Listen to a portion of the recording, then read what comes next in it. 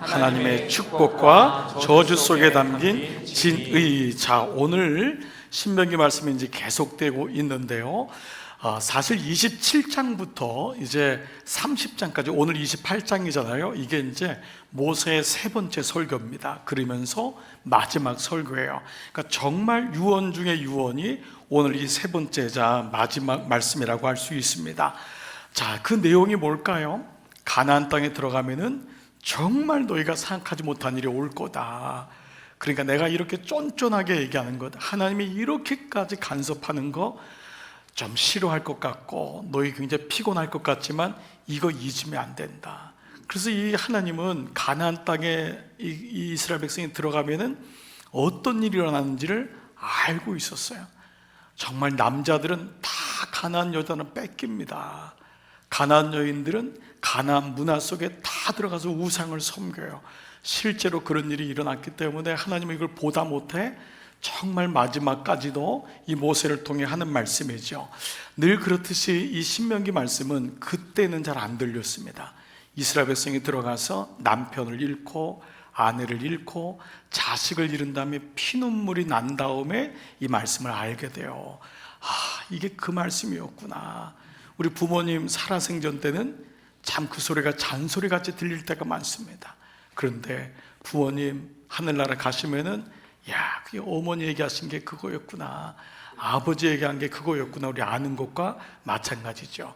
우리가 살아가면서 그때는 몰랐는데 인생을 좀 지나가서 이렇게 뒤를 돌아보니까 그게 참 의미가 있다, 이런 게 많은 것 같은데, 저는 이제 오늘 이번에 말씀을 좀 준비하면서 옛날 우리가 요즘에 이제 세대들은 땅이 없어서 다 이 시멘트잖아요. 그렇지만 아마 2부 예배 나오신 분들은 우리 젊은 청년들 빼놓고는 좀 많이 이 놀이를 해보시고 알 것 같아서, 추억의 지난 시간의 놀이. 그래서 첫 번째가 땅 따먹기. 이거는 뭐 우리나라 부동산에 이걸 알았는지 정말 어릴 때부터 땅 따먹기를 했어요. 손을 그어가지고 3번에 들어와가지고 뺨을 찢어가지고 이건 내 땅이고 또 남의 땅도 들어가고. 근데 이 땅 따먹기를 통해서 어느 날 그렇게 많이 얻었는데 엄마가 꼭 들어오라 그래요. 밥 먹어라. 그러면 그 다 땄던 땅을 다 지우고 들어가요. 그래서 우리는 이걸 통해서 빈손의 의미를 어렸을 적부터, 이미 어릴 때부터 우리는 알았던 거예요. 빈손으로 가는구나, 알았던 거예요. 자, 또 우리는 어떤 거였죠? 구슬치기, 일명 다마치기. 일본 말을 썼지만 이 구슬이 뭐라고, 남자들은 이걸 가지고, 저도 이거 목숨 걸었어요. 이거 가지고 따가지고 집에 들어가고. 그래서 이거를 맞추는, 어릴 때부터 영적 집중력, 그 원거리에서도 그걸 맞추는. 그리고 우리 또 딱지치기 있었습니다, 여러분. 딱지치기. 이건 딱지치기는 어떤 것도 뒤집어질 수 있다. 온 힘을 다하여 딱지를 쳤던 그런 기억들. 요즘은 딱지도 치긴 칠 거예요. 그리고 또 말뚝박기, 남자들. 이래서 우리가 다 이거 허리가 이 지경이 된 게 이것 때문에 그런 게 아닌가. 하여간 열심히 가서 그냥 하고, 그 앞에 쓴 사람이 가위바위보 함으로 끝까지 영적 지구력, 인내, 끝까지 버티는. 여자분들은 고무줄, 한라산도 넘고 백두산도 넘고 이런 점프해가지고 막 이 고무줄 했던 그런 기억들도 많이 있습니다. 자, 그런데 저는 이 모든 놀이 중에 하나가 유달리 더 기억되는 게 뭐냐면 다방구라고 하는 거였어요. 다방구. 일본 말이 열린다 이런 뜻이라고 하더라고요. 이 다방구는 명태처럼 쫙 이렇게 해놨다가 누군가 한 명이 저렇게 손을 딱 치면은, 다방구 하면은 저 사람들이 다 자유가 되는 거예요. 저는 어린 시절 알았어요. 저 다방구라는 사람이 예수 그리스도구나. 별로 웃지도 않으시네요. 그 다 그렇게 막 조기처럼 걸려 있는데 손을 탁 쳤을 때 그 다방구 하면서 모든 사람이 자유가 되는 그런 모습들, 지난 시간 돌아보니까 이거 다 의미가 있었구나. 인생이란 게 그렇습니다. 하나님 말씀이 그때는 안 들리는 것 같지만 돌았으면은 세상의 놀이도 그렇거늘 하나님 말씀은 어떨까요? 27장부터 30장까지가 모세의 고별설교인데 제일 많이 있는 단어가 축복과, 놀랍게도 더 많이 있는 단어가 저주라는 단어입니다. 여러분들이 오늘 이제 읽었던 그 말씀이죠. 자, 근데 이 27장부터의 말씀이 뭐냐면 이걸 가리켜서 이제 종주권 조약이라고 보통 얘기해요. 이게 무슨 말이냐? 이스라엘 백성들은 지금 가나안 땅에 들어가질 않았기 때문에 그 땅에 들어가면은 가난한 나라, 힘이 약한 나라는 힘이 센 나라의 종속이 되는 종주권을 계약해야 되는 거예요. 우리나라가 늘 중국하고 연결이 돼가지고 옛날에 중국한테 절해야 되고 왕이 돼도 중국한테 허락을 받는 거 비슷한 거 아니겠습니까? 그 나라별로 이런 일이 있었을 텐데 너희는 들어가서 어떤 나라에도 종속되면 안 된다. 너희 위에 종주될 종주권이 아니야. 그래서 그 가나안 땅에 있는 종주권 계약을 주님께서 이스라엘 백성에게 친히 이제 들어가면은 일어나게 될 것을 보여주세요. 그거를 가리켜서 뭐라고 하냐면 언약이라 그래요. 이게 언약, 커버넌트라는 단어를 이걸 쓰는 거예요. 언약이란 건 뭐냐면 문서로 계약이 된다는 거예요. 문서로 계약을 만드는 거예요. 그게 바로 성경 말씀이에요. 이 성경 말씀이 문서로 계약한 언약이에요. 이 말씀은 그냥 우리가 여러분 그냥 보고 좋고 이 정도가 아니라 이게 계약서인 거예요. 사업을 하는 분들은 계약서 아무거나 사인하지 않습니다. 꼼꼼하게 다 봅니다. 왜냐하면 잘못 계약을 만들어 놓으면 나중에 사인 한번 잘못하면 그걸로 끌려갈 때가 많죠. 우리 옛날에 다 그렇게 누구 보증서 가지고 다 어려움을 겪었던 것이 바로 종주권에 강한 사람이 계약을 다 걸어놓은 거예요. 그랬더니 모르고 가난한 사람은 사인 한번 잘못해가지고 집안이 막 난리가 나는 일들을 많이 겪었던 것이 세상의 종주권인데 하나님의 계약은 다르다는 거예요. 나의 계약은 다르다. 그 왕들이 하는 계약이 아니다. 내가 누구냐? 라는 것을 말씀하면서 내가 너희를 세웠고 내가 너희를 불렀고 내가 너희를 나의 선민으로 내가 너희를 나의 도구로 쓰겠다고 하는 하나님 백성이 되겠다고 하는 그것이 바로 계약, 커버넌트라는 것을 말씀하고 있어요. 근데 그 언약의 핵심이 뭐냐? 두 단어로 얘기하면 바로 축복과 저주예요. 물론 그 언약을 이어가는 내적인 단어는 예수 그리스도죠. 우리는 쉐마를 통해 배웠잖아요. 그 언약이 성취되는 것은 예수님을 통해 성취되는데 그 언약의 내용은 뭐냐 하면은 결국은 축복과 저주라는 단어예요. 출애굽기 27장에는요 저주라는 단어가 무려 12번이 나옵니다. 엄청난 거예요. 축복은 한 번도 안 나와요. 여러분 생각하고 좀 달라요. 여러분 생각에는 성경은 다 위로의 말씀이고 적극적이고 긍정적이고 복의 말씀일 텐데 신명기 말씀을 보면은 그런 말씀보다도 저주의 말씀이 훨씬 많아요. 오늘 28장은 신명기 34장에서 제일 길어요. 68장 8절까지 있어요. 그러니까 1절부터 14절까지가 축복이에요. 그런데 15절부터 무려 68절 끝까지가 뭐냐 하면 저주예요. 이 양이 4배 차이예요. 여러분 좀 거꾸로 된 거 아니에요? 하나님 우리가 저주받기를 원하지 않으시잖아요. 그런 축복의 메시지가 4번이나 있고 저주 메시지가 하나면 될 텐데 이것이 아니에요. 오히려 우리의 생각이나 기대랑 달라요. 그렇다고 이 말씀은 하나님이 우리를 저주하겠다는 말씀이 아니에요. 그만큼 경계하라는 거예요. 그만큼 조심해야 된다. 그만큼 이렇게 되면 결국 이런 일이 사단이 일어날 것에 대한 아버지의 마음이 오늘 말씀이라고 할 수 있어요. 자, 그런데 우리는 디모데후서 3장 16절 여러분 암송하는 말씀이죠. 하나님의 말씀은 성경은 뭐죠? 하나님의 감동으로 되었는데 이것이 우리에게 주는 게 뭐냐 하면 교훈과 여러분 교훈은요 쓴소리예요. 교훈은 쓴소리예요. 게다가 책망은 꾸짖는 거예요. 그리고 바르게 하는 것은 삐뚤어진 것을 얘기해야 돼요. 그리고 의라는 건 기준이에요. 의로 교육하기 유익하니. 하나님 말씀이 성경이 4가지를 하는데 첫 번째가 교훈하고 두 번째가 책망하고 세 번째가 바르게 하고 네 번째가 의로 교육한다는 거예요. 그러니 하나님 말씀을 들을 때 그 말씀이 사실은 여러분에게 조금은 불편하게 들리는 것이 맞아요. 제가 가만 보니까요 자녀도 부모 얘기를 무겁게 듣는 사람이 진짜 효자예요. 부모 말씀을 무겁게 들어야 돼요. 우습게 들으면 안 돼요. 경히 여기면 안 돼요. 여러분 똑같은 거 아닙니까? 여기 부모된 젊은 자녀들, 대학생들, 중고등학생들 자녀들이 엄마 말을, 아빠 말을 아주 우습게 들어요. 제일 화가 나는 게 그겁니다. 탁 닫고 들어가 버리고. 아주 그런 놈들은 그냥 어떻게 안 되나 방법이? 예? 정말 너무너무 안타까워요. 쟤네들이 지금부터 부모 말을 안 들으면은 나가가지고 누구 말을 들을 건가? 그래서 여러분 1계명부터 4계명까지가 하나님과의 관계인데 5계명의 첫 번째가 내 부모를 공경하라예요. 하나님 말씀을 중요시 여기는 건데 그 말씀이 10계명에도 그대로 나와 있잖아요. 근데 그게 우리 모습이라는 거예요. 너도 그렇지 않았냐는 거예요. 너도 부모 말을 가볍게 여기고 너도 하나님 말씀을 가볍게 여기지 않았느냐라는 거예요. 그래서 하나님은요 정말 작게 디테일하게 간섭을 하세요. 신명기 말씀을 읽어보면은 하나님이 정말 이렇게까지 얘기하실까? 그 이유는 하나님이시기 때문에 그래요.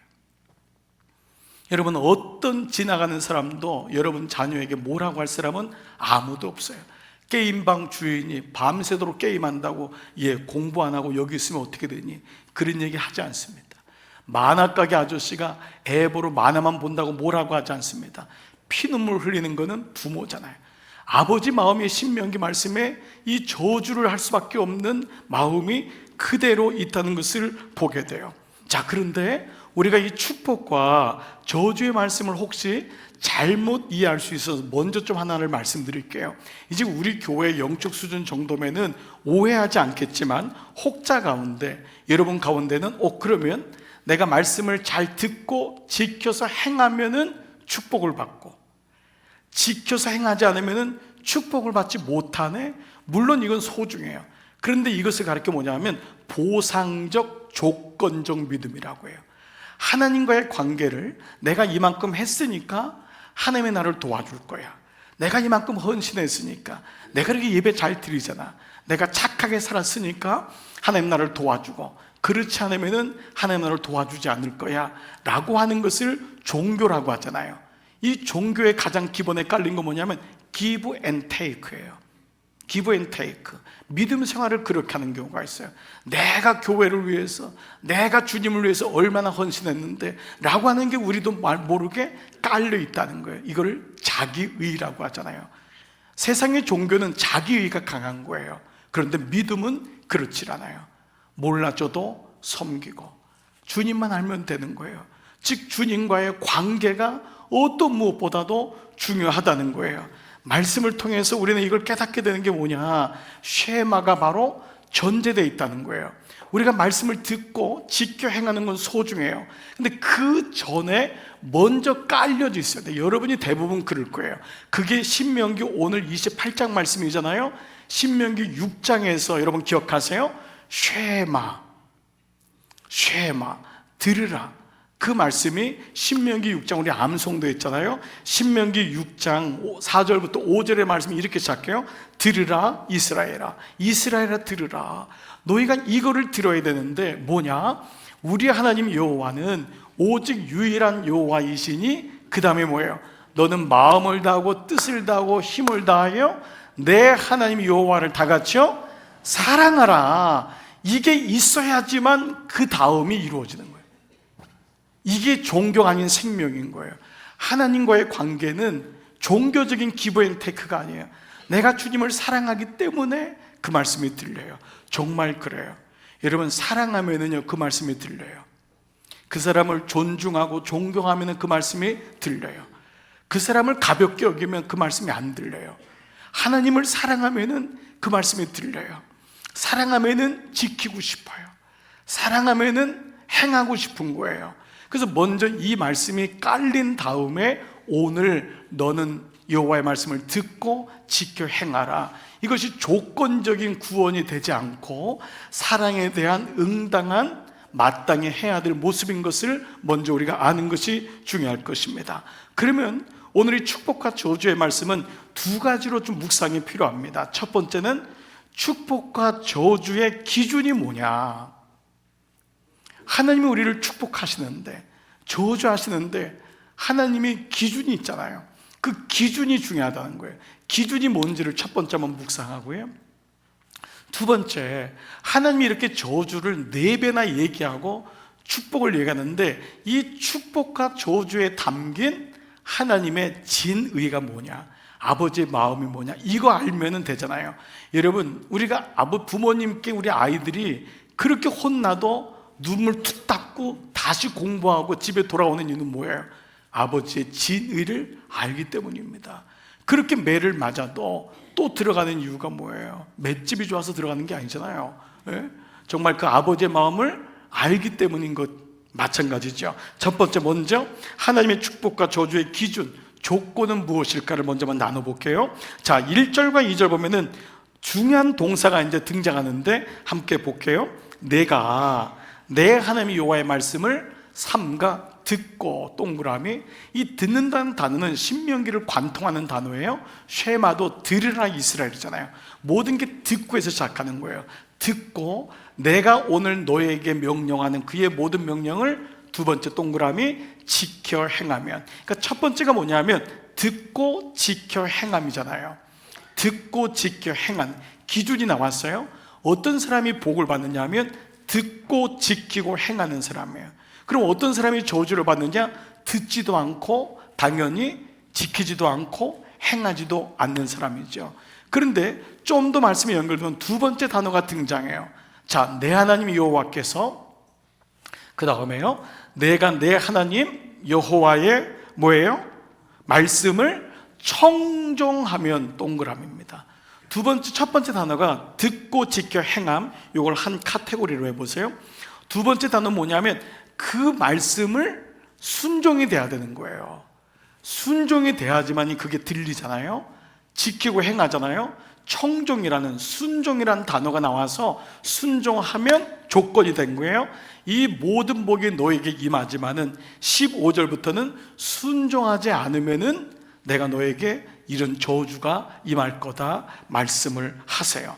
자, 이렇게 두 가지 단어가 나왔는데 좀 더 큰 그림을 한번 볼게요. 그러면 신명기가 말씀에 언약, 계약이라고 했잖아요. 종주권 계약, 너는 나하고 계약한 거야. 그러면서 하나님이 이스라엘 백성에게 인격적으로 주시는 메시지 중에 하나가 뭐냐 하면은 11장에도 나와 있고 30장, 신명기 30장이 모세의 마지막 설교의 마지막 구절이에요. 그 마지막 장의 1절에 나와 있고 19절에 나와 있는 게 뭐냐면 바로 이 말씀이에요. 내가 생명과 사망과 똑같은 거지. 생명은 복인 거예요. 사망은 저주인 거예요.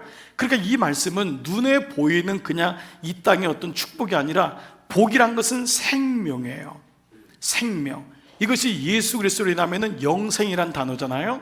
영원. 내가 영원한 생명을 너에게 주고, 또 하나는 저주인데 이것은 사망이에요. 이거는 그냥 육체의 기간이 끝나는 것이 아니라 영원히 죽는 거예요. 영원히 지옥 가는 거예요. 우린 이 말씀을 알잖아요. 근데 이 말씀이 뭐냐? 내가 너 앞에 생명과 사망, 즉 복과 저주를 두었다는 거예요. 그러니까 이 말씀은 뭐죠? 선택하라는 거예요. 선택하라. 나는 너가 선택하기를 원한다. 그래서 이 구도를 좀 본다면 이거예요. 큰 거부터 간다면 선택, 순종, 그 다음에 듣고 지켜 행함, 요 세 구도가 신명기의 축복과 저주의 구도인 거예요. 자, 요 말씀을 좀 기억해 보세요. 선택이라는 게 제일 큰 규모예요. 그 다음에 순종, 듣고 지켜 행함. 자, 그런데 요렇게 단어를 보면은 사실 이게 여러분에게 조금은 부담이 될 거예요. 왜냐하면 여러분 중에 정말 이걸 잘하는 분이 있지만 대부분 우리가 다 육을 가지고 있기 때문에도 그렇고 우리가 지켜 행하는지 않았거든요. 사실 저는 좀 듣고 지켜 행하기에는 전 잘하겠지만은 이건 아직 사실은 잘 안 됩니다. 순종도 잘 안 되는 것 같고 이런 마음이 많이 듭니다. 또 어떤 분은 요 구도를 보면서 목사님, 말씀은 말씀이고요, 세상은 달라요. 목사님은 세상을 안 살아봐서 그러세요. 저도 살아요. 사는데 여러분이 마음속에 그런 기준을 가질 거예요. 목사님은 기업 안 해봐서 그래요. 저는 어쩔 수 없이 술도 먹어야 되고, 상사가 담배 피라면 담배도 피워야 되고, 요 정도 다녀야 되고, 정말 듣고 지키고 행하는 게 너무 어려워요. 여러분 이해가 돼요? 정말 군대만 가도 어렵고, 첫 직장생활, 요즘 우리 대학생 졸업한 직장생활 하는 친구들이 많이 들었어요. 대학에 가는 우리 고3을 끝나고 가는 아이들이 새로운 문화를 받고 있어요. 이 아이들은 이게 어려울 거예요. 아마 여러분 지금도 어려워하는 분이 있을 거예요. 여러분 주변의 친구 중에서 정말 예수하고 관계없는 사람 만나면은 이거 대놓고 얘기하기가 어려울 거예요. 그래서 우리 마음속에는 이게 어렵거나 불편하다는 생각을 가질 수가 있어요. 그런데 모세가 하나님을 통해서 뭐라고 하냐면 이게 어렵지 않대요. 이게 어렵지 않대요. 그 말씀이 이 명령을 주고 30장에 나와 있어요. 30장 11절 보세요. 같이 한번 읽을게요. 시작. 내가 오늘 내게 명령한 이 명령은 내게 어려운 것도 아니요 먼 것도 아니라 하늘에 있는 것이 아니니. 여러분 이 말씀 그대로예요. 뭐라고 했냐면 분명히 백성들이 우리 어려워요, 이거 지키기 어려워했는데 어렵지 않아. 이 명령한 모든 명령, 주님이 주신 명령은 어려운 것도 아니고 멀린 것도 아니야. 우리는 멀리 추상적이라고 생각하잖아요. 내게 안 다가오잖아요. 그리고 하늘에 있는 것 아니야. 나는 땅에 사는데 이 말씀은 하늘에 있는 거야. 그게 아니라는 거예요. 또 한 구절이 14절에 있어요. 같이 읽을게요. 시작. 오직 그 말씀이 내게 매우 가까워서 내 입에 있으며 내 마음에 있은즉 내가 이를 행할 수 있느니라. 보세요. 오직 그 말씀이 매우 가까워서 너 입에 있다는 거예요. 이미 입에 있다는 거예요. 너 마음에 이미 있다는 거예요. 그래서 너가 이를 행할 수 있다는 거예요. 여러분 이건 무슨 말씀이죠? 하나님이 지키지도 못하고 행하지도 못하는 걸 줘서 우리가 골탕 먹이게 하고 막 양심에 늘 죄책감 가지고 살아가도록 이 말씀을 준 것이 아니고, 이 말씀이 쉽다, 하늘에 있는 거 아니다, 멀리 있는 거 아니다, 이미 너 입에 있고 마음에 있다는 것을 말씀하세요. 왜 그럴까? 왜 이렇게 말씀하실까? 이 아까 있는 세 가지 단어의 조합을 한번 보겠어요. 이 단어 때문에 이게 되는 거예요. 뭐냐 하면 첫 번째, 우리는 오른쪽에 듣고 지켜 행함을 먼저 보기 때문에 그래요. 이거를 보면은 어떤 누구도 율법으로는 자기에게 구원이 이룰 사람이 없어요. 그런데 이 구도가 어디서부터 시작하냐면 큰 그림이에요. 선택하라는 거예요. 선택하면은 순종할 수 있다는 거예요. 우리가 물론 100% 순종할 수는 어려울 때가 많죠. 내가 부모님께도 100% 순종을 어떻게 하겠어요? 그런데 이분이 나의 부모님인 것을 내가 이미 마음에 확정이 된 거예요. 선택된 거예요. 여러분, 내가 이 집의 가족이야. 선택이 된 거예요. 하든 부여받았든 그 선택된 상태에서는 내가 할 수 있는 만큼의 순종은 조금씩 하게 되는 거예요. 그리고 그 영역이 넓어가요. 그리고 순종이 되면 어떻게 되죠? 마침내 들리고 지켜 행할 수 있어요. 한꺼번에 되는 건 아니에요. 가장 중요한 게 뭐냐면 선택이에요. 여러분이 오늘도 예배를 선택했기 때문에 이 시간 여기 앉아있고, 앉아있으니까 하나님 말씀이 들리는 거예요. 순종이 되는 거예요. 여러분이 율법을 지킴으로써 구원을 이루는 것이 아니라 내가 먼저 선택하는 거예요. 주님이 축복과 저주를 너 앞에 두겠다. 선택해라. 여러분 이 시간, 여러분 이 말씀이 들리기를 축복합니다. 저는 추억의 그 놀이 가운데, 놀이는 아니지만 이 연관돼서 사다리 게임이 생각이 났어요. 사다리 게임. 자매들은 좀 덜 할지 모르는 남자분들은 심심하면 사다리 합니다. 사다리 해가지고 밥 먹을 때 요거다 100원, 500원, 1000원, 빵원, 이래서 밑에서 출발해가지고 이게 가다가 결국은 누구는 1000원에 걸리고 누구는 빵원에 걸리기도 하잖아요. 그렇죠? 근데 이게 세상의 사다리인데 어디로 갈지 몰라요. 그런데 영적 사다리는 안 그래요. 선택했을 때 일리 가는 것 같지만 결국은 그 길이 생명의 길이고 그 길이 구원의 길인 줄 믿습니다. 여러분, 이게 영적 사다리인 거예요. 내가 선택만 하는 거예요. 내가 어디로 갈 것인가. 결국 여러분, 옛날에 이 신명기 말씀을 알고 한 번의 선택이 10년을 좌우한다. 그게 여기서. 그런데 여러분, 이 말씀이 한 번의 선택이 영혼을 좌우하는 거예요. 선택이에요. 가만 보십시오. 여러분, 모든 인생은 결정하는 거예요. 선택하는 거예요. 한 번의 선택이 잘못되면 너무 오랫동안 돌아요. 너무 오랫동안 어려워요. 매 순간마다 그 말씀을 가지고 하나님을 선택하는 그 마음이 오늘 나와 있다는 것이죠. 말씀의 조건은 뭐예요? 선택부터예요. 두 번째, 이 축복과 저주의 말씀에는 하나님의 진의가 무엇일까라는 거예요. 하나님이 이렇게까지 저주 얘기를 하실 리가 없는데, 말씀드린 대로 하나님이 사랑하시기 때문이잖아요. 자, 이스라엘 백성이 알아듣도록 땅의 언어들을 총동원했어요. 나가도 복받고 들어가도 복받고 반주라도 받고 네 수양과 우양과 짐승 다 복받고 머리가 될 전혀 꼬리가 되지 않고 너희의 적군이 한 길로 왔다 7길로 도망가고 모든 이스라엘이 땅의 것을 가지고 이해할 수 있는 것을 다 주셨어요.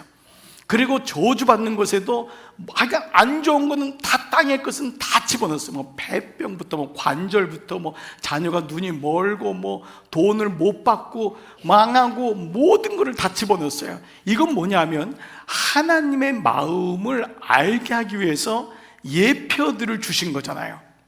그렇죠? 하나님 마음이 어떤지를. 그래서 하나님 마음이 어떤지를 아는 게 중요한데, 신명기 28장 1절이 이렇게 시작됩니다. 1절 보십시오. 내 하나님 여호와께서 너가 이렇게 하면은 내 하나님 여호와께서 너를 세계 모든 민족 위에 뛰어나게 하실 것이라. 이거를 이스라엘 백성들이 이 당시에 알았을까요? 실제로 여러분, 이 땅에서도 현실적으로도요, 세계 부의 3분의 1을 유대인이 가지고 있다면, 여러분 600만 명도 안 되는 사람들이 세계 모든 똑똑한 그 노벨상의 3분의 반이 유대인이라면 여러분 믿어지십니까? 정말 하나님은 이 말씀들을 그대로 성취를 하셨어요. 더 놀라운 것은 영적인 거예요. 29장 13절 이렇게 하면은 오늘 너를 세워 내 백성으로 삼겠다. 이게 종주권 계약을 한 거예요. 내가 이렇게 너에게 저주를 얘기하는 건 빼앗기지 않고 싶다는 거예요. 너 빼앗길 수 없다는 거예요. 세상에 빼앗길 수 없다. 가나안 땅의 음녀들에게 빼앗길 수 없다. 그래서 내가 너를 백성으로, 내 백성으로 삼고 나는 친히 너의 하나님이 되겠다. 이 말씀이 오늘 이 말씀 속의 축복과 저주 속에 있는 아버지의 마음이잖아요. 그래서 우리는 두 가지를 이 안에서 알 수 있는데, 첫 번째는 하나님만이 복의 근원이라는 거예요. 하나님만이 복의 근원이다. 그러니까 눈에 보이는 가나안 땅 가서 조금 더 이렇게 곡식이 많아지고 식량 많아지고 이것 때문에 하나님 잊어버리면 안 된다. 가나안 땅에 가면 자녀 조금 잘 된다고 그것 때문에 하나님 잊어버리면 안 된다. 내가 복의 근원이다 라고 하는 메시지를 계속 주시는 거예요. 그래서 본문에 계속 나오는요, 복을 받고의 이 원어가 뭐냐 하면, 우리는 복을 받고, 우리가 떡반죽에 복을 받고 나가도 복을 받고라고 번역됐지만 이 말씀은 복이 될 것이며요. 복이 될 것이며. 이 말씀이 굉장히 의미가 있잖아요. 그냥 우리는 눈에 보이는 복이라고 하는데 너는 복이라는 거예요. 너는 복이 될 것이며, 그 복이 올라가면 누구예요? 하나님이잖아요. 하나님이 복의 근원이다. 그러니까 우리는 스스로 이제는 결정해야 돼요. 물어보셔야 돼요. 나는 복에 관심이 있나? 복이신 하나님께 관심이 있나? 나는 복에 관심이 있어요? 아니면 복이 되시는 하나님에게 관심이 있냔 말이에요. 나는 기프트, 요거 선물이 중요합니까? 아니면 선물을 준 사람이 중요합니까? 이게 중요하잖아요. 요즘은 아이들이 영악해가지고 손주들이 이렇게 세배를 하거나, 아이들이 세배하면 옛날에는 1,000원짜리만 줘도 감사합니다 했는데 요즘은 색깔을 보면서 이렇게 딱 본대요. 할아버지가 색깔을 이렇게 1,000원짜리 주면은 절도 그냥 뭐 그냥 나간대요. 그래서 이제 이 색깔이 좀 노란 색깔 5만 원짜리 정도 되면은 이제 그러는데, 어느 손주는요, 할아버지가 이렇게 돈 주려고 했더니 그것 말고 그냥 들어가더니 할아버지 지갑을 가져오더래요. 얘는 할아버지가 부자인 걸 아는 거야. 할머니가 그거 5만 원, 만 원 안 받겠다는 거예요. 그래서 할아버지가 지갑 가지고 요놈 봐라 하면서 지갑에서 좀 돈을 꺼내 주려고 했더니 아니라는 거예요. 자기가 꺼내들면 카드를 꺼내서 주더래요. 여러분 뭐죠? 우리는 눈에 보이는 게 다가 아니잖아요. 이게 아닌 거예요. 너는 내 백성이다. 나는 너의 하나님이다. 이게 사실은 예배 아니에요? 예배가 복의 근원이신 하나님하고 연결되는 거잖아요. 내가 하나님의 자녀라는 것은 그분이 나의 하나님이신 줄 믿습니다. 그래서 바로 이 질문은 나는 복에 관심 있는가? 복이신 하나님에게 관심 있는가? 두 번째, 이 말씀의 진의는 뭐냐면 하나님만이 인생의 주권자라는 거예요. 가난에서는 똑똑해야 되거든. 먼저 막 가야 돼요. 경쟁에서 이겨야 돼요. 토익 점수 잘 받아야 돼요. 좋은 직장 가야 돼요. 그게 자랑이에요. 그런데 가만 보니까 아닌 거예요. 인생의 주권자는 그게 아니라 하나님이시다. 하나님만이 우리 인생의 주권자다. 그거는 통과하는 거예요. 기왕이면 물론 머리가 되면 좋겠죠. 그러나 꼬리가 됐다고 해서 그것이 실패한 인생이 아니라는 거예요. 머리가 돼도 인생의 주권자를 자기라고 여긴다면 그는 저주받은 인생이라는 거예요. 잊지 마라. 인생의 주권이 누구냐? 그래서 우리 모든 묵상에는 뭐라 했죠? 주어 찾기로 했잖아요. 주어 찾기. 인생의 주어가 내가 아닌 거예요. 자, 신명기 말씀 다시 한번 봐볼게요. 28장 8절. 여기서 주어가 뭐예요? 여호와께서 내 창고와 내 손으로 하는 모든 일에 복을 내리시고. 여러분, 이런 감사가 있으세요? 아침에 들어갔을 때 일하기 전에 잠깐 묵상하거나 기도할 때 하나님, 오늘도 이 자리를 주심을 감사해. 오늘도 이 회사 주심을 감사해. 오늘도 내가 이 아이를 참 잘 돌볼 수 있도록 저에게 이 가정을 주심을 감사해요. 그게 뭐예요? 여호와를 인정하는 거잖아요. 가자마자 정신없이 일하지 말라니까요. 가자마자 막 그냥 막 쫓기고 하지 말라니까요. 먼저 생명의 10분을 가지시라고요. 그 생명의 10분이 여호와를 찾는 시간이에요. 하나님이 누구신가? 여호와께서 너의 창고, 너의 손으로 하는 모든 일에 복을 주고 내 하나님 여호와께서 내게 주시는 땅에서 내게 복을 주신다. 하나님이 인생의 주권자세요. 또 나오는 단어가 11절에 여호와께서 너를 위하여 하늘의 아름다운 보고를 여시사. 누가요? 여호와께서. 그래서 내 땅에 때를 따라 비를 내리시며, 여러분 아무리 농사를 잘해봤자 뭐예요? 비가 안 오는데. 그러니까 땅의 문제가 아니라 하늘의 문제인 거예요. 땅이 열려야지 되는 것이 아니라 농사는 하늘이 열려야지 된다고요. 이슬이 없이 어떻게 농사가 되겠어요? 비가 없이 어떻게 되겠어요? 때를 따라 비를 주시고 내 손으로 하는 모든 일에 내가 복을 주신다는 거예요. 보십시오. 하나님이 주어인 거예요. 오늘 이 말씀을 좀 마무리해 볼게요. 제가 우리 교회 그 부임하기 전에 벌써 이제 5년, 벌써 이제 반이 거의 다가오잖아요. 부임하기 전에 마지막으로 집회했던 그 곳이 미국의 뉴욕의 맨하탄이라고 하는 그 도시가 아주 정말 그 금융 도시잖아요. 거기에 한인교회가 참 잘 지은 교회가 있습니다. 한인들이 대단하지요. 맨하탄에도 교회를 세워서 거기서 이제 목회를 하고 교인들이 참 많이 모여요. 그 교회 집회를 갔는데 낮 시간에 담임 목사님이 저한테 혹시 그 교회 가봤냐고 한 교회를 얘기해 주는 거예요. 제가 못 가봤었어요. 뉴욕을 그렇게 많이 갔는데도 그 교회를 못 가가지고 못 갔다 그랬더니 저를 데리고 갔어요. 제가 사진을 좀 찾아봤는데 이미 많이 없어가지고 그냥 일반적인 사진을 찾을 수밖에 없었어요. 이 교회예요.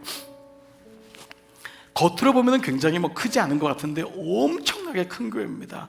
20층이어서 높이 가요.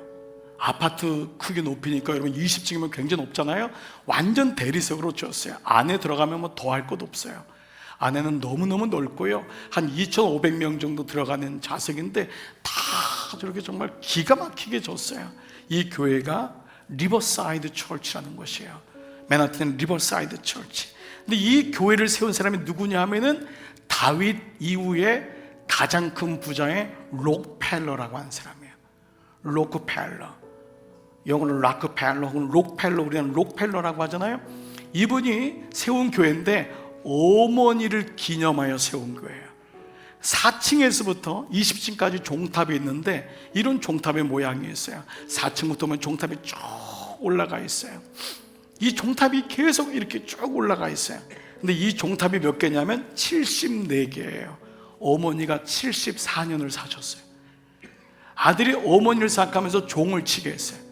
근데 이 록펠러는 50대 중반에, 저는 우리 의사분들은 알 수 있는데 알로페시아라는 병인데요, 이 증상이 뭐냐 하면 모든 몸에 수분이 빠지고 탈모가 돼요. 완전히 바짝 말라요. 그래서 1년 정도 있다가 죽어요. 시한부 인생을 받은 거예요. 이미 이 사람은 50대 중반에 억만장자예요. 세계에서 제일 큰 부자가 된 거예요. 그런데 죽어가는 거예요. 그때 이 사람이 어머니의 신명기를 다시 기억해요. 이분이 세운 종합대학교가 미국에만 12개고 전 세계 30개가 넘는데 가장 유명한 대학이 시카고 대학입니다. 시카고 대학의 노벨상을 받은 사람이 52명입니다. 한 대학에서 노벨상을 받은 사람이 52명인데 그 시카고 대학의 입구에 도서실에 이 어머니의 5계명이 있어요. 어린 시절부터 어머니, 그래서 록펠러는 내가 어떻게 여기까지 왔냐라고 할 때 그는 어머니의 신명기가 있었기 때문이라고 했던 고백이 있어요. 여러분, 저는 부모님 된 분들은 여러분들이 자녀에게 어떤 신명기를 줄지를 한번 들어보시고, 또 여러분 스스로도 이 어머니가 준 5가지의 계명, 신명기 말씀이 록펠러의 인생을 변화시켜서 그가 50대 중반에 이 병으로 앓다가 일어나요. 극적으로 자기는 하나님의 은혜라고 고백해요. 그리고 그분이 97세까지 살아요. 너무 건강하게 살아요. 그렇게 해서 세운 대학이 30개가 넘고 교회 숫자가 몇 개냐? 4721개. 여러분 안 놀라실 줄 알았어요. 교회 몇 개 세우셨어요? 4721교회를 세웠어요. 그 중에 이 가장 대표적인 교회가 어머니를 기억하는, 어머니의 신명기를 기억하는 교회가 리버사이드 교회. 너무너무 감동받았어요. 나는 어머니에 대한 나도 마음이 있잖아요. 그래서 그 어머니의 마음인데, 그 록펠러가 어머니의 5가지를 기억하는데, 첫 번째, 하나님의 시간을 도둑질하지 마라. 록펠러 어머니는 어릴 때부터 다른 건 모르는데 주일 예배에 대한 말씀을 했던 거예요. 여러분, 이 말씀을 들으면서 제가 미리 말씀드려요. 꼬아서 듣지 마세요. 그냥 들으세요. 어머니가 나에게 주시는 말씀으로 들으세요. 너무 인생이 꼬아져가지고 말씀을 들으면서도 비비 꼬매는 정말 안 돼요. 그냥 그대로 들어보세요. 어머니 메시지라고. 이 바쁜 자기 사업가한테 주의를 놓치지 마라. 그것을 뭐라 그러냐? 하나님의 시간 도둑질하지 마라. 하나님의 시간 도둑질하지 마라. 여러분, 주일 예배, 이게 여러분의 인생에서 얼마나 소중한지 아세요? 그런데 저희 교회에도 주일 예배에 정말 쉽게 빠지는 분이 너무 많아요. 너무 많아요. 그래서 축복과 저주 사이에서 계속 저주를 선택하는 거예요. 제 얘기가 아니라 지금 하나님 말씀인 거예요. 계속 저주를 선택하면 왜 안 되냐 그러는 거예요. 저주를 선택하니까. 두 번째, 하나님의 물질을 도둑질하지 마라. 11조예요. 록펠러 어머니는 어릴 때부터 6살 때부터 11조를 가르쳐줬다고 하니, 이 사람은 중학교, 고등학교, 대학교 다닐 때 그렇게 사업이 엄청나서 11조를 가지고 교회를 4721개를 세웠으니 얼마나 부자가 됐어요. 그런데 이것 때문이 아니에요. 교회를 많이 세웠냐가 아니라 물질이 하나님께로부터 오는 것을 분명히 알았던 거예요. 11조 내는 사람 중에 탈세하지 않습니다. 11조 제대로 내는 사람 중에 제대로 헛돈 꿈꾸지 않습니다. 여러분, 이건 하나님과의 관계인 거예요. 여러분 중에 아직 이 부분이 안 되는 분이 많을 거예요. 봉사는 많이 하고 믿음은 많이 하는데 11조 문제가 안 되는 거예요. 이 돈이 형편이 어려울 수도 있어요. 그러나 오늘 말씀에 저는 여러분 딴 얘기 안 하겠어요. 선택하세요. 여러분에게 선택은 자유인 거예요. 안 하셔도 돼요. 그렇지만 이 메시지는 들어보셔야 돼요. 세 번째, 하나님의 자리를 놓치지 말아라. 그 예배 시간에 은혜의 자리를 놓치지 말라는 거예요. 하나님의 자리, 이 사람은 그 은혜의 자리를 했어요. 하나님의 은혜를 받는 시간을 놓치고 우리가 엄한 데 가서 얼마나 많은 인포를 받고 있냔 말이에요. 정말 어머니다운 메시지 아니에요? 은혜의 자리를, 하나님 자리를 놓치지 마라. 그래서 어릴 때부터 이 록펠러는 사업가가 돼서 앞에 앉은 게 아니야. 어릴 때부터 앞에 앉았어요. 어머니가 제일 앞에 앉아라. 물론 오늘따라 또 뒤에 앉은 분들이 있겠지만은 뭐 어쩔 수 없어요. 이건 우리 자석 때문에 할 수 없지만, 이건 이 의미는 뭐냐면 그만큼 예배 왔다가 사라지지 말라는 거예요. 예배 대충 왔다가 대충 사라지지 말라는 거예요. 그 시간이 당신을 만들어 간다는 거예요. 우리 예배 시간 들으면서도 그냥 왔다가 그냥 쑥쑥 빠져나가고 대강 앉아있고 뒤에서 구경꾼처럼 있고, 여러분 혹시 그런 마음이 있다면 지금 뭐를 선택하는 거예요? 은혜의 자리, 하나님 자리를 놓치지 마라. 네 번째, 지금 목살에서 제가 이 얘기하는 건 좀 제 스스로가 그런데 어머니 말씀이에요. 어머니 얼마나 순수했냐면 목사님 말씀을 하나님 말씀으로 들으라. 어머니다운 말씀이에요. 목사한테 시험 받은 사람이 많아서 너무 죄송해요. 그런데 이 어머니의 신앙은 그대로 그냥 받아보세요. 그렇지 않으면은 말씀이 안 들리기 때문에 그래요. 그렇지 않으면 말씀이 안 들려요. 예배가 은혜가 안 돼요. 여러분이 저하고 삐딱하고 저하고 힘든데 무슨 예배가 되겠어요? 그러니까 목사의 말씀이 뭐 하나님 이 단어가 좀 어머니 단어이기 때문에 그렇지만은 그 정도로 관계 속에서 순수한 관계를 가지라는 건 아니겠어요? 마지막 5번째는 내 평생 최선을 다해 다른 사람을 도와라. 그래서 평생 도왔어요. 록펠러는 돈이 있어서 도운 사람이 아니에요. 부자들 많아요. 그렇지만은 평생 다른 사람을 도왔던 거예요. 참 이 어머니답지요. 제가 이 말씀을 듣고 그때 그 리버사이드 철치를 갔던 것을 기억하면서 야, 한 사람의 인생이 있을 때는 그 사람에게 신명기 말씀이 있구나. 나는 무엇이 내게 신명기인가? 여러분 우리 같이 나눴던 저희 어머니 우리들의 어머니, 그 어머니가 주신 일기책은 저에겐 신명기였어요. 그게 부족하지만 여기까지 요만큼 올 수 있었어요. 우리도 자녀들에게 신명기 말씀을 줘야 되잖아요. 그리고 우리 자녀들도 하나님의 신명기의 말씀, 축복과 저주 사이에서 나는 어디를 선택하고 있는가? 여러분 이 은혜가 있다면 우리는 분명히 이 광야 속에서 분명히 승리하고 하나님께 영광 돌릴 줄 믿습니다. 오늘 이 말씀이 여러분에게 들려주시기를 축복합니다. 그리고 이 말씀대로 한번 살아보자고요. 아멘, 아멘. 감사합니다. 이 시간 여러분 말씀 노트 다 드시고 자리에서 한번 일어나 보시겠습니다. 우리 다 자리에서 일어나셔서 우리 같이 이 찬양 고백하겠습니다. 하나님이 우리를 부르시면은 절대 후회하심이 없습니다. 우리를 부르신 이유가 너무 사랑하시고 우리를 당신의 백성으로 삼으시고 우리를 통하여 구원의 계보가 이루어가기를 원하십니다. 우리 이 찬양 우리 마음을 열고 우리 고백하며 신명기 말씀을 고백하십시다. 하나님의 부르심에는 후회하심이 없네. 내가 이 자리에 선 것도 주의 부르심이 하나님의 부르심에는 결코 실수가 없네. 나를 부르신 하나님의 신실하심을 믿네. 나를 부르신 뜻 내 생각보다 크고 날 향한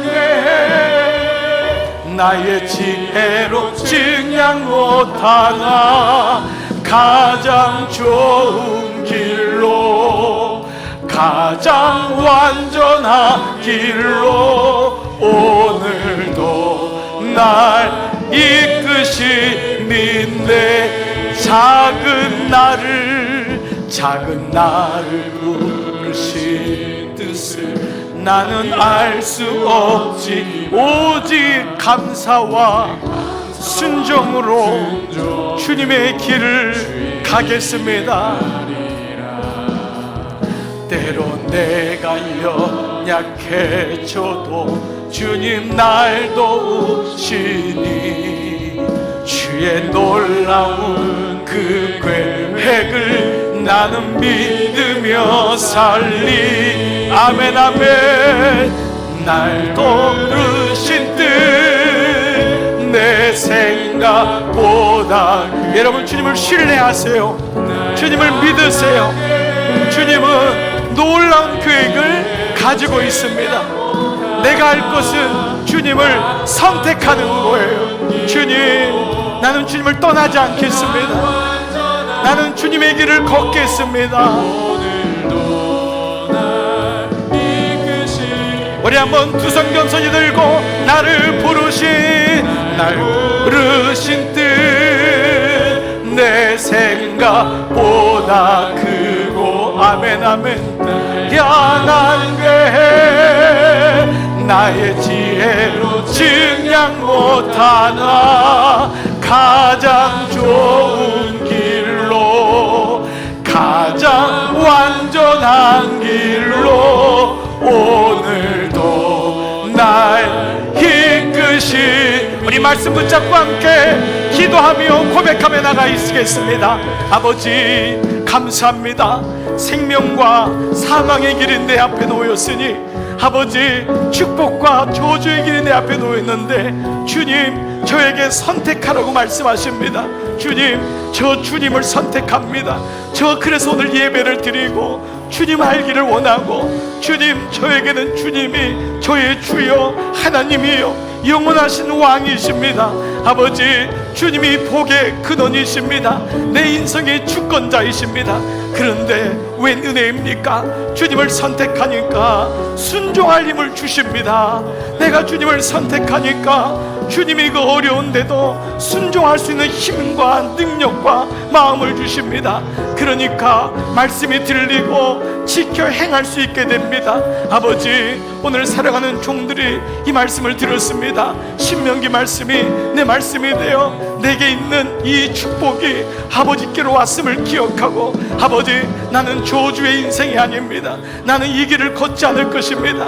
주님 나는 주님 주신 이 길을 걷겠습니다. 끝까지 이 길을 사모하며 이 길에 목마르겠습니다. 저는 제 아들에게 제 며느리에게 제 딸에게 제 사위에게 제 손주들에게 이 길을 신명기의 말씀을 가르치겠습니다. 기도하겠습니다. 그들의 영혼이 하나님 앞에 복받은 인생으로 나는 너희의 하나님이다. 너희의 가정은 내 것이다. 나는 너를 빼앗길 수가 없다. 나는 너를 빼앗길 수가 없다. 세상이 너를 호시탐탐 노리고 너를 빼앗으려고 할 때 주님 말씀하십니다. 나는 너를 빼앗길 수가 없구나. 주님 나를 부르신 뜻 내 생각보다 훨씬 크고 나를 향하신 그에게 놀랍습니다. 주님이 나를 이끌으십니다. 주님 감사합니다. 나를 부르신 뜻 날 부르신 뜻 내 생각보다 나를 향한 그의 나의 지혜로 증량 못하나 가장 좋은 길로 가장 완전한 길로 오늘도 날 이끄심 믿네. 살아계신 아버지 하나님의 마음이 이제 알 것 같습니다. 아버지의 마음을 제가 알 것 같고 늘 눈물로 기도했던 어머니의 마음을 알 것 같습니다. 하나님 주님이 저에게 이 길 가면 안 된다고 선택하라고 할 때 제가 기쁨으로 선택하겠습니다. 저에게는 다른 하나님 다른 신 없습니다.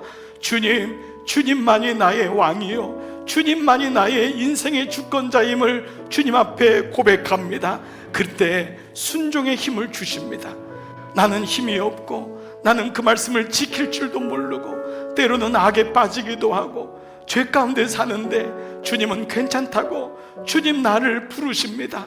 그래서 너를 부르신 것은 후회함이 없다고 말씀하시고 너를 향한 나의 계획이 너무도 크다고 말씀하십니다.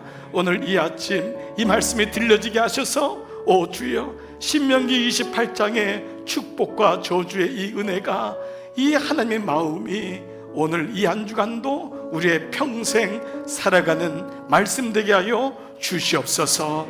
종들을 파송합니다.